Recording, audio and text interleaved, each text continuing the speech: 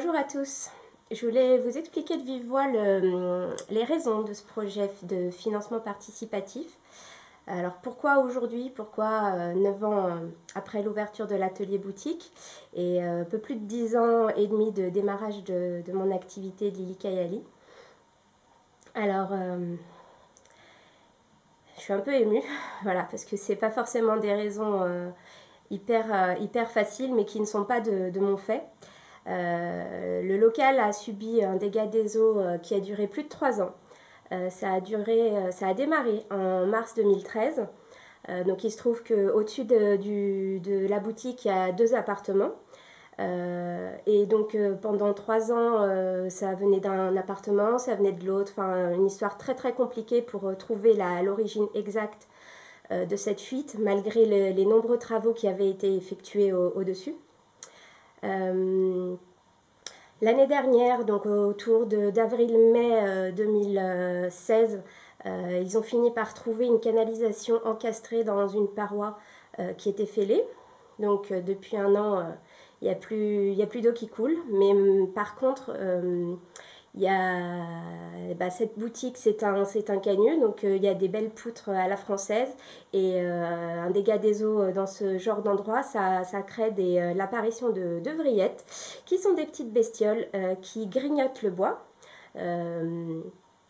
Et du coup, depuis, donc ça j'ai constaté ça au courant septembre-octobre 2016. Et donc il y a eu beaucoup d'experts qui sont passés, beaucoup d'entreprises. Et il se trouve qu'il va falloir faire des gros travaux d'assainissement de la totalité des poutres par rapport à la solidité du plancher, tout simplement. Donc ça implique que je déménage toutes les affaires textiles, parce que ce sont des produits qui s'imprègnent dans les textiles. Donc vous imaginez bien que c'est la totalité presque de ce que j'ai en boutique et atelier. Et aussi tout ce qui est fragile, parce que c'est des travaux. Voilà, je pourrais laisser les meubles qui seront bâchés. Donc déjà ça va me faire un manque à gagner assez important. Et de fermeture boutique et de fermeture atelier, parce que pendant ce temps-là, je pourrais pas fabriquer. Donc j'ai pas encore de date réellement, mais j'essaye de tout faire pour que ça se passe cet été, parce que ça serait quand même le moins pire au niveau de la période. Voilà, ça serait un moindre mal. Donc ça, c'est une première raison pour faire appel à votre mobilisation. Ensuite, il se trouve que du coup, moi j'ai ouvert ici le 8 mai 2008, donc j'arrive aux 9 ans. Donc c'est un record assez important, voilà, une histoire assez incroyable, dont je suis encore épatée aujourd'hui et très émue. Pardon. Alors je reviens vers vous parce qu'en fait on a été coupé, j'avais plus de batterie. Voilà, est-ce que c'est un signe je ne sais pas. Enfin, voilà. Donc je vais vous redire tout ce que j'avais déjà dit et qui n'a pas été filmé, mais c'est pas grave. Comme je vous disais, j'arrive aux 9 ans de l'ouverture de la boutique. Alors j'ai signé le bail le 8 mai 2008 et j'avais ouvert précisément le 12 mai. Voilà, j'avais trois pauvres étagères, mon bureau, une petite table, quelques mannequins en vitrine, et l'ouverture et l'installation s'est fait très vite parce que j'avais pas grand chose.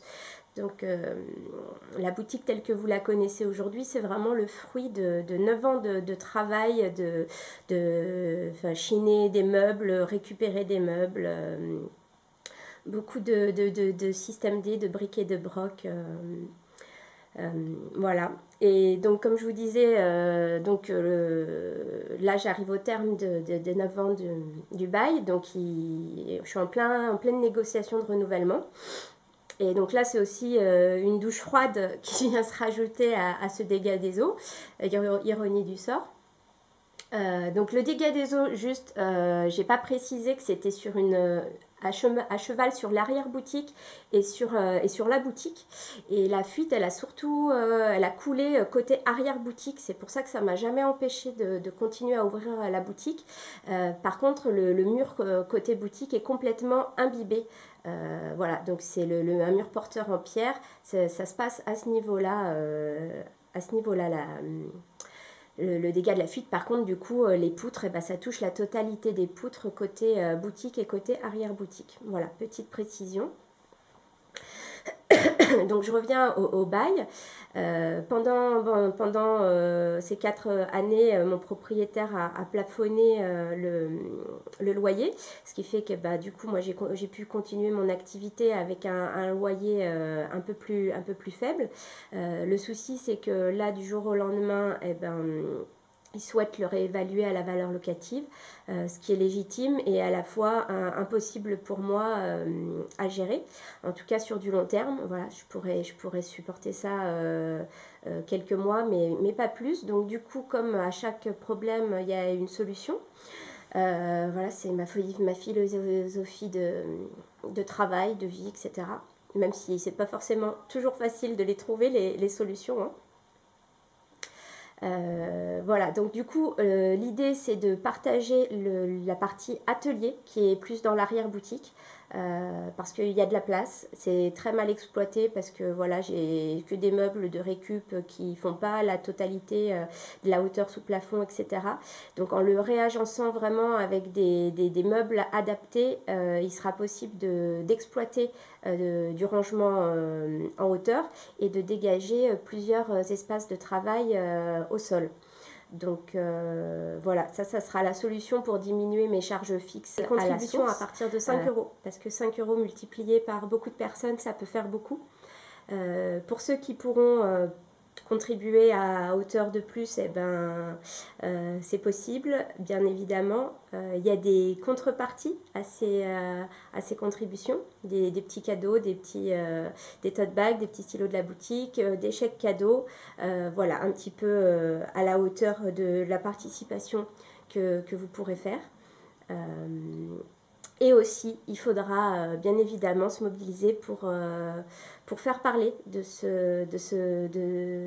cette campagne Ulule, parce que du coup, le bouche à oreille, on connaît rien de mieux. En tout cas, moi, c'est ce qui permet à Lily Kayali Création de vivre depuis 9 ans. C'est vraiment ce bouche à oreille qui fait que je suis encore là aujourd'hui. Votre intérêt, vos encouragements,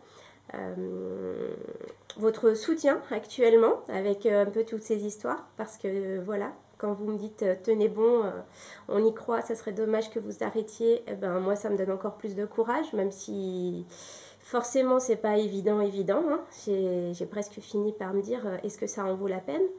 Et à la question, eh ben oui, ça en vaut la peine, bien évidemment, ça en vaut la peine. Ça en vaut la peine pour moi, ça en vaut la peine pour vous. Ça en vaut la peine parce que c'est un lieu qui dégage des ondes malgré tout. Voilà, c'est indicible.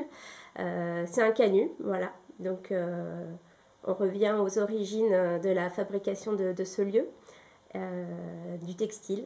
Et voilà, donc du coup, je compte sur vous. Je sais, enfin j'espère en tout cas, que vous serez au rendez-vous pour m'aider, pour faire vivre cet atelier boutique. C'est pas que un atelier, c'est un atelier de fabrication bien évidemment, mais c'est aussi une boutique. C'est très important pour moi cette partie petit commerce de quartier, de centre-ville, petit commerce indépendant. Voilà, je suis vraiment pas la seule dans le quartier, mais c'est la force qu'on défend tous. Et pour ça, j'ai besoin de vous. Voilà, comme toujours, et moi, et vous de moi, et vous et moi de vous.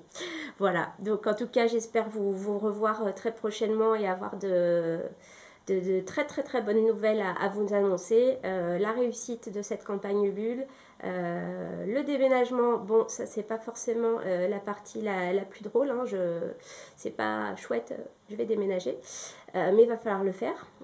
Et ensuite, eh ben, du coup, je vous tiendrai au courant de mes trouvailles de tissus, de l'avancement des prochaines créations, de l'avancement du réagencement de l'atelier, des créatrices qui viendront partager le local. Parce que du coup, je suis en train de chercher tout ça en parallèle. Voilà, et n'hésitez pas à en parler et à participer. Voilà, à très très bientôt, merci.